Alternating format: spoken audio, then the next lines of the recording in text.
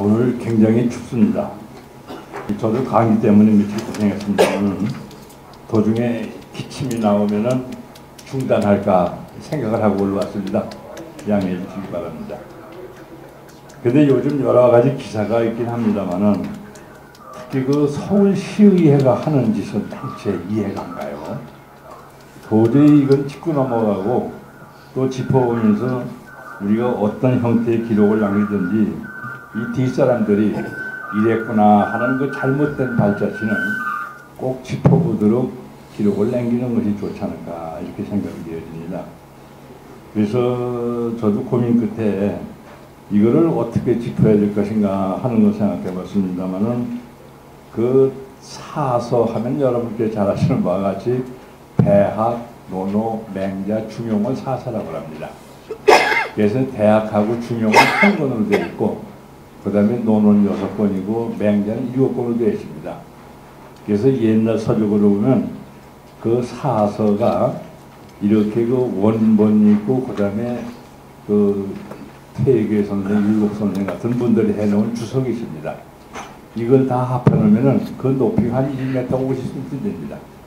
그래서 사서 읽었다고 하는 얘기는 정말로 그 과거 시험을 보기 위한 기초 준비는 되어 있다는 얘기고 또 선비라고 하면은 바로 이 사서는 읽어야 선비, 사서도 안 읽고 선비들은 못합니다. 그러면 지금들 이 공직자나 이런 사람들이 바로 옛날 말로 하면 선비에 해당이 됩니다. 왜냐하면 그 같은 수준의 교육을 받은 분들이기 때문에 비록 사서를 읽지 않다 하더라도 그 수준에 알맞는 교육과 과정을 거쳤기 때문에 선비라고 할 수 있는 것입니다. 그런데 이제 선비답지 못한다고 한다면은 이건 공직자로서 퇴출돼야 되는 것이죠. 이제 이런 의미에서 봤을 적에 이것을 어떻게 봐야 되느냐 하면 특히 그 중용이라고 하는 여기에는 배울 것이 많습니다. 그 중용에 보면 그 화이분리란 말이 있어요. 서로 이렇게 어우러지되 절대 뻔거리가 돼서는 안 된다 하는 얘기입니다. 그래서 논어에서는 이것을 화이부동이라고 합니다. 부동이 화라고도 합니다만은 그러니까 각자 자기가 지니고 있는 정체성을 가지고 있으면서 배의 명분 아래 뭉친다 이런 얘기예요. 그래서 이런 것을 역사적인 사례를 본다고 한다면 지금 종교 간에 서로 싸움도 많이 하고 대립 갈등을 일으키고 있다고 합니다만은 그런데 그 3.1운동 때에 33분이 그 기미 독립선언문을 이렇게 발표하고 운동을 하기 위해서 종교를 달리 해석해서도 나라의 독립을 지켜야 되겠다고 하는 이 정신에는 같은 목소리를 냈습니다. 이런 걸 가리켜서 부동의화라고 합니다. 서로 입장은 다르고 자기의 신앙이 다르지만은 나라라고 하는 대의명분을 위해서는 하나가 되어야 된다 이런 얘기예요. 이제 그래서 우리 김이 3.1운동 정신은 아무리 되뇌어 봐도 마다할 이유가 없다는 그 까닭이 바로 거기에 있는 것입니다. 그래서 이 역사 속에 우리의 교훈적인 것으로 남겨진 것은 대시보볼수록에 우리는 잘못된 일에 현혹되지 않는다고 하는 이와 같은 부록의 세월을 살 수 있는 것이 아닌가 이렇게 느껴집니다. 그래서 뭐 긴 말씀을 줄이겠습니다만은 우선 이 대학이라고 하는 뭐 시의원들이고 다 대학 나온 사람들일 겁니다. 그래서 이 대학이라고 하는 것은 원래 15살부터 읽기 시작하는 것으로 이렇게 되어 있어요. 그러니까 이제 청소년 후기에서부터 읽기 시작하는 것입니다만은 그래서 대학에서 보면은 거기에 무엇을 가르칠 것이냐는 것이 뚜렷이 나와 있습니다. 그래서 국리, 정신, 수기치, 이치를 연구해 들어간다 하는 모든 사물은 유물유축이라는 말이 있습니다. 모든 사물은 스스로 존재하기 위한 원칙을 가지고 있어요. 근데 그 원칙을 지켜주지 않는 것이 사람입니다. 그렇기 때문에 그 사람이 원칙을 안 지켜줌으로 해내서 거기서 부정부패 비리가 생기는 것이죠. 그 다음에 두 번째는 바로 국리, 정신, 마음을 올바르게 갖는다 하는 얘기인데 이건 더 말할 필요가 없죠. 그 다음에 이제 수시란 말이 있습니다. 몸을 닦는다는 얘기인데 그건 뭐냐면 자기의 연말을 계속한다는 얘기예요. 왜 정다선 선생이 유명하냐 하면은 그분은 관료를 씌워서 항상 뭘 생각하는 거니 나는 백성들을 인도할 만한 완전한 관료가 아니다. 그래서 난 부족한 것이 있다 해가지고 늘 반제 수신, 반제 몸이라고 했습니다. 24시간 중에 반은 자기 자신 몸 닦는데 시간을 소비해야 되고 그 다음에 나머지 반을 백성 기르는데 다스리는데 쓴다. 그러니까 자기 자신이 완전치 않다 이런 얘기죠. 겸허한 자세로서 그러한 그 정치에 임했다 해서 바로 반제 수신, 반제 몸민이라고 하는 이런 말을 썼습니다만은 바로 이러한 선현들의 그 처신법이라든가 이런 것은 우리가 두고두고 내어봐도 거부할 이유가 없습니다.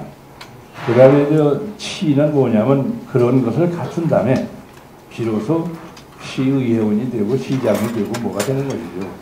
그래서 사람을 다스리는 그 수준으로 나간다 이런 뜻인 것입니다만은 이제 이런 것을 잘 못한 상태인지 모르겠습니다만은 이 작금에 일어나고 있는 사태를 보면은 아주 걱정스러운 것이 한두 가지가 아닌 것 같습니다.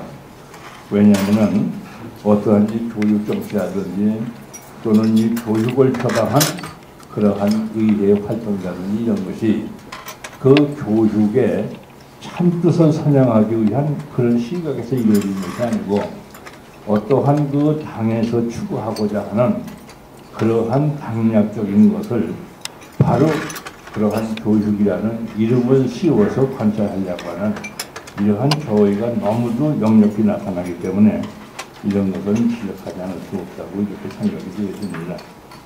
그래서 이제 긴 말은 피하겠습니다만은 우선 이 4페이지에 보시면 거기에 그 모형 하나를 제시했습니다. 그 4페이지에 보시면은 이건 그 대항, 논어, 맹자, 중용 요 4서에 걸쳐서 통유되고 있는 원칙입니다만 이 관료가 되려면 첫째는 처신동목이 있어야 되는데 그 처신동목은 6가지입니다. 이것이 대학에서 제시하고 있는 거예요. 지금 말씀드린 국리, 정신, 수기, 치인, 화민, 성속 백성들을 교화하고 아름다운 풍속을 인정한다. 이것이 대학에서 말하는 그 치신동목입니다. 그 다음에 여기서 이제 한 발 더 나가면 이와 같이 자기를 이렇게 무장했다면 이제 그 다음에 나가는 게 이제 처세동목이기 때문에 이건 이 사회적인 동목인 것입니다. 그래서 자기가 몸을 닦았다고 하려면 그렇게 닦은 몸을 통해서 반드시 자기의 이데올로기적인 요새 말로 그러한 이 도가 정립되어 있어야 된다 하는 얘기가 도리고요. 그 다음에 또 하나는 사람을 다스리고 백성을 교화하고 아름다운 사회 풍속 미풍양속을 이룩하기 위해서는 바로 선현들의 가르침을 본받아야 된다 해서 그걸 존헌이라고 합니다. 쉽게 말하면 표준 인간상을 항시 가슴에 새겨줘야 된다 이런 뜻이 되겠습니다. 그래서 그런 표준 인간상을 가슴에 담고 있으면 어떠한 일에서도 현혹당하지 않을 수 있다는 얘기죠. 그러니까 이제 그르침을 범하지 않는다. 그러니까 수신을 해서는 자기의 아이덴티티를 분명히 제시하면서 가야 할 길을 밝히고 그 다음에 선현들의 그러한 그 좋은 점을 본딴다고 하는 존현 의식이 있다고 한다면 어떠한 유혹에도 흔들리지 않는다고 하는 자기 자신의 위치를 잘 지켜갈 수 있다는 그 부록. 우리는 보통 40의 부록이라고 얘기합니다만 그건 연영을 기준해서 한 얘기인 것입니다. 그래서 이렇게 자기가 수신 돌입할 수 있는 이 정도의 교양을 갖추면은 그때서 비로소 국민의 의표가 될 수 있다. 바로 여기에 대한 원문 구절도 여기에 다 기록이 되어 있습니다만 그건 참고하시기 바랍니다. 국민의 의표는 뭐냐면 국민 앞에 떳떳이 쓸 수 있는 지도자적 자질을 갖춘다 이런 얘기입니다. 그리고 또 하나는 이렇게 그 표준인간상을 가슴에 담고 어떠한 유혹에 현혹되지 않을 입장이 되면 무슨 일을 공명이라든지 예를 들어서 이기기 위해서라든지 또는 어떠한 당리당략이라든지 이런 걸 위해서 속죄 처분하지 않는, 서두르지 않는, 무리하게 일을 서두르지 않는다고 하는 불소고사라고 하는 여기에 신중을 기할 수 있다. 이제 이런 얘기인 것입니다. 그런데 이와 같은 모델을 놓고 지금 그 시의회에서 일어나고 있는 이거를 이 거울에다 비춰봤을 적에 어떠한 현상이 드러나느냐 하면 이 동아일보 1월 17일 사설을 보셨겠습니다만 근데 2011년 1월 17일인데 일자가 하나 빠졌습니다. 하도 일자가 많이 나오니까 혼동이 돼가지고 하나 빠졌습니다만 그 사설에 보면 그 요지가 몇 가지로 나와 있습니다. 그래서 그 원문을 그대로 보다 얘기했는데 그래 별표로 6가지를 지적하는 게 있습니다. 그 사설 논제에 의하면 민주당은 시의회에 있어서 절대 다수 의석을 가지고 있는 정당에 틀림없습니다.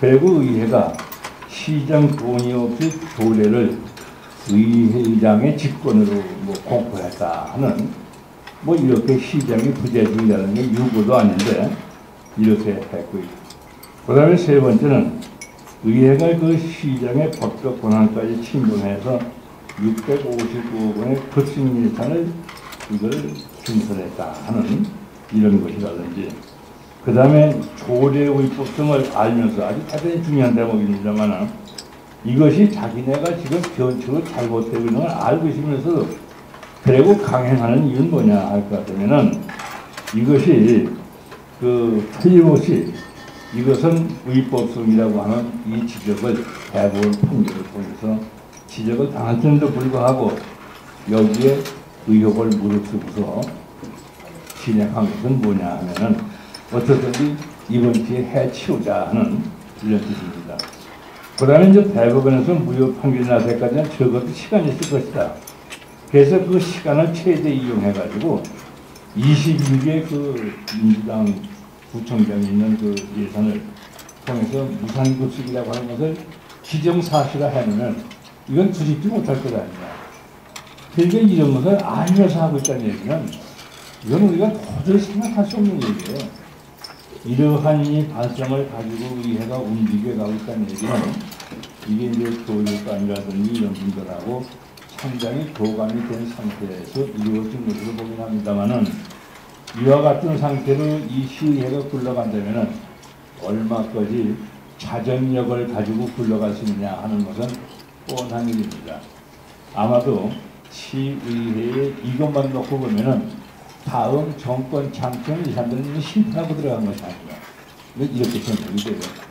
그래 어떻게 보면 이것이 바로 이명박 정부가 끝난다면 어떻게 할 것이냐 하는 걱정을 덜어주는 좋은 호재가 아닌가 하는 이러한 역으로도 생각할 수 있는 여지가 있긴 합니다.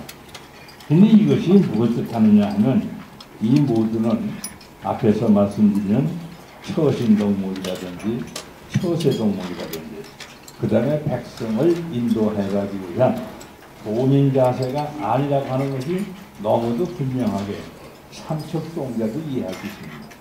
그리고 또한 자기의 정체성을 가지고 화이부동한다는 이 군자다운 이러한 자세는 보이지 않고 또 중용에서 화이 분류해서는 중용직을 찾을 수 없다고 하는 이러한 이 패거리의 그러한 정치 전략을 그대로 노진하고 있는 것이 아닌가 이렇게 생각이 되어집니다. 근데 여러분들 어저께 TV방송 아주 굉장히 길게 나오고 여러 사람이 파송을 받습니다만은 이명박 정부에서 패거리 정치했다 해가지고 무슨 이 도로공사라든지 철도공사라든지 그래서 그 사람 규명한 이걸 가지고 쭉 지적하는 거 봤습니다. 그러면서 그 방송에서 얼마만큼 그러한 내용을 치밀하게 조사했는지 모릅니다만은 노무현 정권 때보다 더 큰 패거리 정치하고 있다. 이렇게 얘기를 하는 걸 방송을 통해서 들었습니다. 근데 여러분 너무도 잘 아시겠습니다만은 노무현 대통령 당시에 공직자 수를 얼마만큼 늘느냐 하면 5년 동안 평균 하루에 56명씩 늘렸습니다. 바로 그건 기록을 통해서 여러분 아실 수 있습니다만은 그런데 이제 이명박 정부는 그걸 더하다고 하는 것이 지금 어제 일부 기자들의 취재 그래서 나타나고 있는 지적되고 있는 것입니다만 뭐 사실이 그런 건지 범위를 어디까지 잡고 기준을 어디에 두고 한 것인지 모르는 것입니다만 지금 가만히 보면은 그 청문회 하기 전에 뭐 사퇴를 한 것이 뭐 대법원 뭐 재판도 없이 사형 선고했다고 하는 그 당사자들도 맞으십니다만은 그냥 이렇게 패거리 정치 통해가지고 뭐고 파헤쳐가지고 소름낌 내서 국민들이 어디로 방향을 둬야 되는지 착각을 만드는 이러한 착시 현상을 만들고 있는 것이 아닌가 하는 이런 생각이 듭니다.